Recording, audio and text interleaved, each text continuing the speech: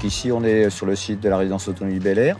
À l'origine, il y avait 70 logements sur cette résidence. Et puis, on avait une autre petite résidence autonomie d'une trentaine de logements qui se trouvaient à quelques encablures d'ici. Donc l'idée a été vue avec la ville de Talence de fusionner ces deux établissements. Pour les logements réhabilités, on est resté dans le même volume que les logements tels qu'ils étaient aujourd'hui. Par contre, on les a refondus complètement de manière à ce qu'ils soient mieux aménagés et beaucoup plus fonctionnels pour les personnes âgées. Donc l'idée, c'est d'avoir une résidence entièrement homogène avec des équipements qui soient équivalents, qu'on soit dans un logement réhabilité ou logement neuf. Le deuxième sujet, c'était le travail sur les espaces communs. On a profité pour repenser les espaces communs, leurs usages, leurs fonctionnalités, et puis les agrandir et leur donner une touche beaucoup plus moderne que ce que ça pouvait être auparavant, de faire des espaces vraiment conviviaux.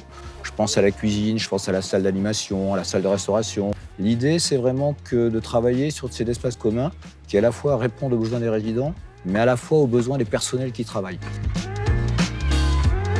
Alors, notre mission, ça consiste aussi non pas seulement à acquérir des établissements, mais aussi à faire des travaux dans ces établissements qui en ont besoin. Et le sujet qui vient tout de suite derrière, c'est la réhabilitation et les travaux en milieu occupé, qui sont un vrai enjeu. Donc suivant les territoires, suivant un peu la taille et la puissance des gestionnaires, ça c'est un vrai sujet. On peut les accompagner dans la conception des espaces.